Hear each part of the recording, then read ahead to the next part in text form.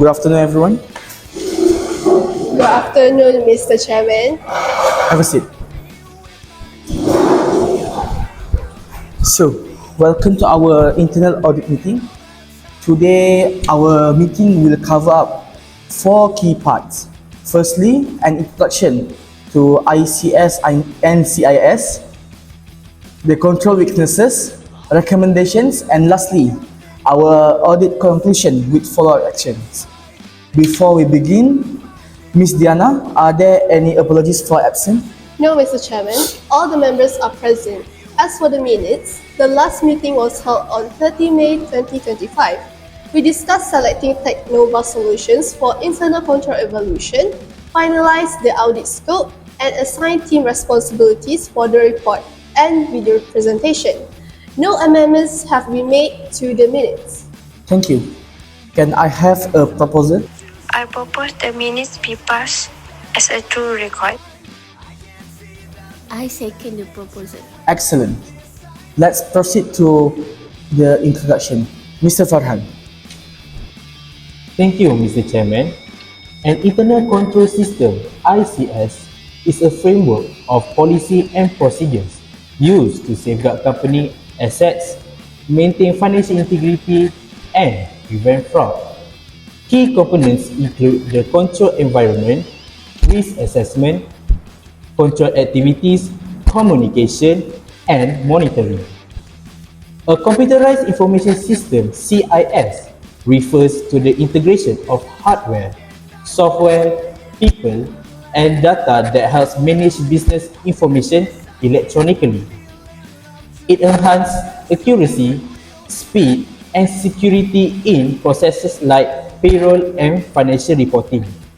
Both ICS and CIS are vital in maintaining compliance, improving efficiency, and supporting decision-making in the organization.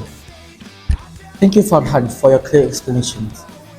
It helped us to understand how ICS and CIS are important for our company, for protecting our company assets and make sure our work more accurate and secure. This gives us a good start for the rest of the discussion.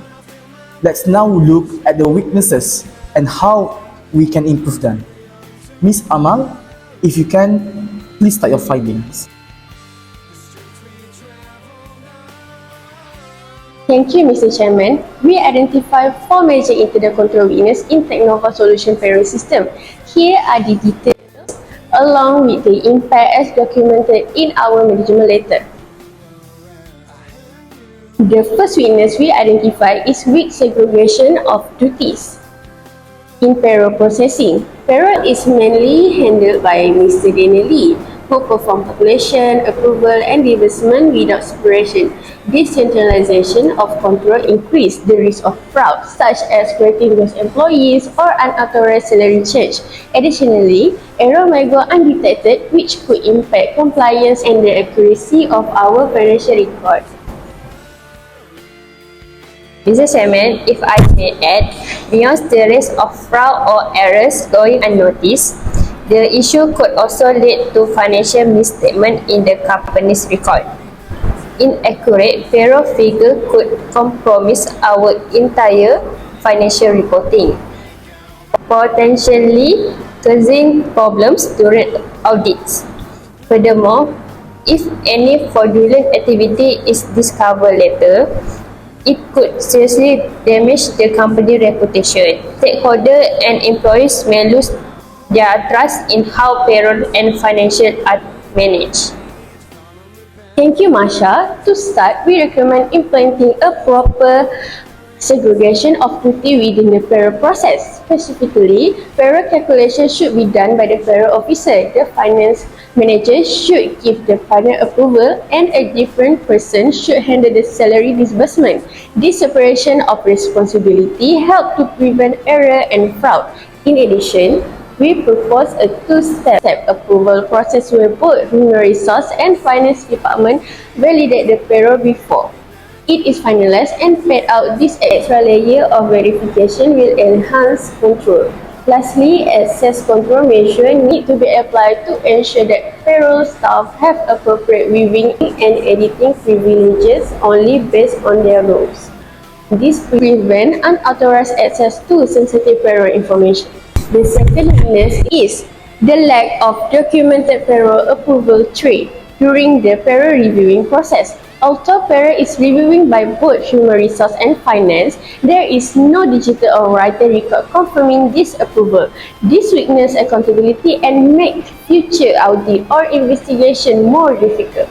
Error or fraud may be untraceable, reducing internal trust. Mr. Chairman, I would like to add that without proper documentation, it becomes difficult to hold anyone accountable for mistakes or intentional misconduct. This could lead to complacency among staff where payroll checks are not taken seriously enough. Additionally, if disputes arise, such as an employee claiming incorrect payment, we won't have concrete evidence to defend our actions. This could lead to legal challenges or internal conflicts. Thank you, Mr. Farhan, for your comment. I agree that proper documentation is very important. Without it, it's hard to hold anyone responsible for mistakes or problems. It also helps us solve any dispute quickly and avoid legal issues. That's why our recommendations focus on keeping good records and clear approvals. This will help us to make the payroll process safer and more reliable. Yes, Mr. Chairman, that is why we recommend introducing an electronic approval system that captures a lost time-stamp confirmation from authorized personnel. This will create a clear, auditable trail for all payroll approvals. It should be mandatory for both human resource and finance reviewer to approve payroll report using electronic signature. This helps ensure accountability. Additionally, we advise conducting quarterly assessment of the payroll approval logs to identify any discrepancies or missing approval, strengthening oversight on payroll activities. The third weakness we found is the lack of formal vetting and monitoring of banking partner used for salary reimbursement. Currently, there is no document process to evaluate or regularly review the bank performance or compliance. This review the bank performance or compliance. This could result in payment error, delays, or regulation violence, which may affect employee morale and expose the company to penalties. Mr. Chairman, if I may, I believe that by not properly vetting our banking partner, it may expose the company to a serious financial risk, including the possibility of cyber attacks or fraud due to insufficient security measures. Moreover, if the bank experiences operational disruptions or delay, employees might not receive their salaries on time. This could harm the employee morale and even lead to a higher staff turnover if payroll reliability is compromised. I completely agree with Ms. Diana's point.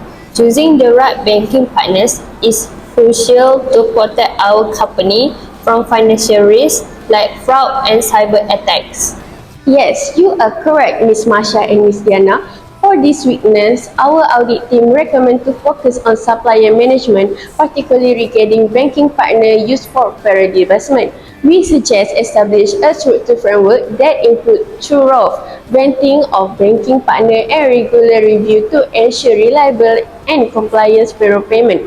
Annually performance assessment should be conducted to evaluate transaction accuracy, processing speed, system security, and adherence to service level agreement. To mitigate risk, we also recommend preparing to a backup payment method or secondary banking partner to maintain payroll operation if the primary partner experiences disruption. I agree with that, Ms. Amal. Mr. Chairman, for the final weakness, we found that there is an insufficient access control over payroll records. Currently, there are no clear restrictions on who can access or edit payroll data. This puts sensitive information at risk or being leaked, altered, or deleted, which threaten data accuracy and compliance. That is true, Ms. Amal. Allowing too many personal access to payroll information increases the risk of internal data breaches or misuse of confidential data. Additionally, failing to enforce strict access controls may cause non-compliance with data privacy regulations such as GDPR. This could result in substantial fines and damage the company's reputation for protecting employee information. I see. May I know what kind of solution did the audit team come up with? Yes, Mr. Chairman, we recommend configuring the payroll system to limit data access strictly to employees who require it for their roles. This helps protect against unauthorized disclosure or sensitive information. Detailed log of every access, alteration, or deletion of payroll data should be enabled and regularly reviewed to maintain transparency and traceability. Moreover, access permission should be reviewed at least twice a year to confirm that only currently authorized employees retain access and any permission of former employees are promptly revoked. Thank you. This is our finding in our audit team about internal control weakness. Thank you. Thank you, Amal. A very detailed explanation with clear consequences. Mr. Chairman, I've documented all the action points and will include them in the management letter. These updates will strengthen the payroll function and ensure audit readiness. Alright, to conclude today's meeting, we have introduced both the internal control system and the computerized information system, ICS and the CIS. Throughout our discussion, we identify four main weaknesses in the current payroll controls and share practical recommendations to address them effectively. As we move forward, the audit manager must ensure proper audit planning is in place. This includes conducting thorough tests of controls by reviewing payroll approval logs, verifying segregation of duties through organizational structures, checking payroll transaction accuracy, and ensuring proper access and data backup procedures are being followed. These actions are crucial to help us detect any material misstatements in our company Technova's financial statements and ensure full compliance with audit standards. Thank you all for your valuable contributions. Any objection or final comment? No, Mr. Chairman. I propose the meeting be adjourned. I second the motion. Thank you everyone. This meeting is officially adjourned. Great teamwork. Thank you, Mr. Chairman.